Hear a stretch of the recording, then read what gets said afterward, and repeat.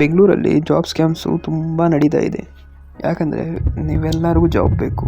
ಇವಾಗಲೇ ಗ್ರ್ಯಾಜುಯೇಟ್ ಆಗಿರ್ತೀರ, second PUC pass ಆಗಿರ್ತೀರ, 10th ಪಾಸ್ ಆಗಿರ್ತೀರ, ಏನಾದರೂ ಕಷ್ಟ ಇರುತ್ತೆ, ನಿಮಗೆ ಜಾಬ್ ಮಾಡೋಣ ಅಂತ ಆಸೆ ಇರುತ್ತೆ.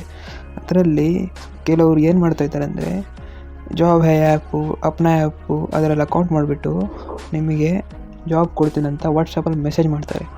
ಹಲೋ ಮತ್ತು ನಿಮಗೆ ಕಾಲ್ ಮಾಡ್ತಾರೆ. ಕಾಲ್ ಮಾಡಿಬಿಟ್ಟು ನಾನು HR, ಇಲ್ಲಿಗೆ ಬನ್ನಿ, ಫೀಸ್ ಇಲ್ಲ ಅಂತ ಹೇಳ್ತಾರೆ. ಅಲ್ಲಿಗೆ ಹೋದಾಮೇಲೆ ಫಸ್ಟ್ ನಿಮ್ಮ ರೆಸ್ಯೂಮ್ಗೆ ಹೇಳ್ತಾರೆ. 4 ಜನ ಇರ್ತಾರೆ ಅಲ್ಲಿ, HR ಅಂತ ಕ್ಯಾಬಿನಲ್ಲಿರ್ತಾರೆ. ಅವ್ರ ಹತ್ರ ಕಳಿಸ್ತಾರೆ ನಿಮಗೆ. ಅವರು ಇಂಟರ್ವ್ಯೂ ತೊಗೊಳ್ತಾರೆ.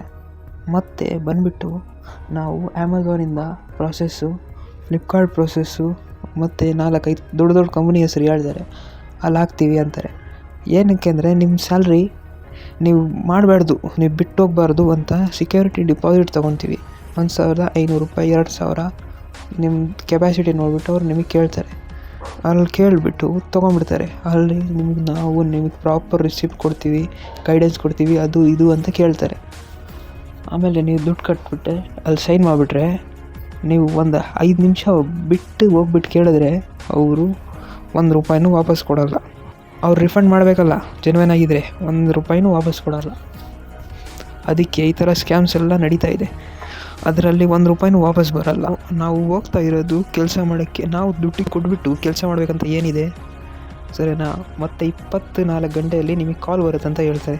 ಕಾಲ್ ಬರುತ್ತೆ, ಅವ್ರ ಕಡೆಯಿಂದನೇ ಯಾರೋ ಒಬ್ಬರು ಹುಡುಗಿ ಇಲ್ಲಾಂದರೆ ಹುಡುಗ ಕಾಲ್ ಮಾಡ್ತಾನೆ. ಹಲೋ, ನಾನು ಅಮೆಝಾನ್ ಪ್ರೊಸೆಸ್ಸಿಂದ ಕಾಲ್ ಮಾಡಿದ್ದೀನಿ, ನಿಮ್ಮದು ಅಪ್ಲಿಕೇಶನ್ ಸಿಲೆಕ್ಟ್ ಆಗಿದೆ, ಇಂಟರ್ವ್ಯೂಗೆ ನೀವು ಬರಬೇಕು, ಫಸ್ಟು ನಾನು ನಿಮ್ಮ ಇಂಟರ್ವ್ಯೂ ತೊಗೊತೀನಿ ಅಂತ ಕಾಲಲ್ಲಿ ತೊಗೊಳ್ತಾರೆ. Hello, may I know more about you, what is your name, qualifications, ಅದು ಇದು ಅಂತ ತೊಗೊಳ್ತಾರೆ. ಮತ್ತು ನಿಮಗೆ ನರ್ವಸ್ ಮಾಡಿಬಿಡ್ತಾರೆ. ನೀವು ಏನೇನೋ ಹೇಳ್ಬಿಡ್ತೀರ. ಅದಾದಮೇಲೆ ಸರಿ, ನಿಮ್ಮದು ಡಾಕ್ಯುಮೆಂಟ್ಸ್ ಎಲ್ಲ ಹೋಗ್ಬಿಟ್ಟು ಅಲ್ಲಿ ಸಬ್ಮಿಟ್ ಮಾಡಿ ಅಂತಾರೆ. ನಿಮ್ಮದು Aadhaar card, PAN card, bank passbook, photos ಎಲ್ಲ ಹೋಗ್ಬಿಟ್ಟು ನೀವು ಬಂದಿರೋ ಕಂಪ್ನಿಯಿಂದ ಅಲ್ಲಿ ಹೋಗ್ಬಿಟ್ಟು ಸಬ್ಮಿಟ್ ಮಾಡಿ ಅಂತಾರೆ. ಅಲ್ಲಿ ನೀವು ಹೋಗ್ತೀರಾ, ಬಸ್ ಕಟ್ತೀರಾ, ಪೆಟ್ರೋಲ್ ಹಾಕ್ಸ್ಕೊಂಡು ಹೋಗ್ತೀರಾ, ಅಲ್ಲಿ ಹೋಗ್ಬಿಟ್ಟು ಕೊಟ್ಬಿಡ್ತೀರಾ. ಅದಾದ್ಮೇಲೆ ಅದಷ್ಟೇ, ಕೆಲಸ ಮುಗೀತು. ನಿಮ್ಮ ಡಾಕ್ಯುಮೆಂಟ್ಸ್ ಅಲ್ಲಿ ಹೋಯ್ತಾ, ಅಷ್ಟೇ, ಅದಾಗ್ಬಿಡ್ತು. ಅದು ಮುಂದೆನೇ ಹೋಗಲ್ಲ, ಹಿಂದೆನೂ ಹೋಗಲ್ಲ.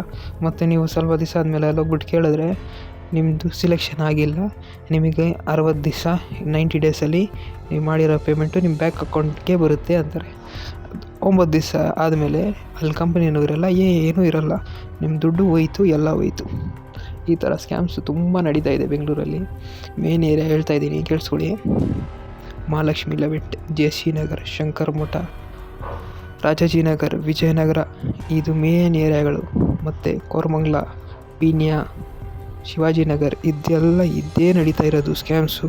ಜೆನ್ಯೂನ್ ಇರ್ತಾರೆ ಕನ್ಸಲ್ಟೆನ್ಸೀಸು, ಅವ್ರು ನಿಮ್ಮ ಹತ್ರ ಯಾವುದು 1 ರೂಪಾಯಿನೂ ತೊಗೊಳಲ್ಲ. ಅವರು ಕಂಪ್ನಿಯಿಂದ ಟೈಅಪ್ ಮಾಡ್ಕೊಂಡು ಕಂಪ್ನಿಯಿಂದ ದುಡ್ಡು ತೊಗೊಳ್ತಾರೆ. ನಿಮ್ಮ ಹತ್ರ ಯಾವುದು ಒಂದು ಚಾರ್ಜು ತೊಗೊಳಲ್ಲ.